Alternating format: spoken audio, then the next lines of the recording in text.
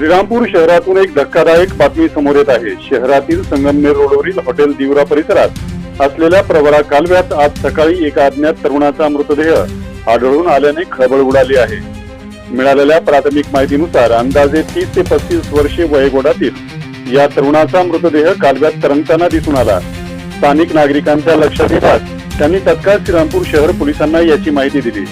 घटनास्थळी दाखल झालेल्या पोलिसांनी मृतदेह पाण्यातून बाहेर काढून उत्तरीय तपासणीसाठी पाठवला आहे। दरम्यान मृत तरुणाच्या अंगात निळ्या रंगाचा शर्ट आणि खाकी पॅन्ट असल्याची माहिती समोर आली आहे।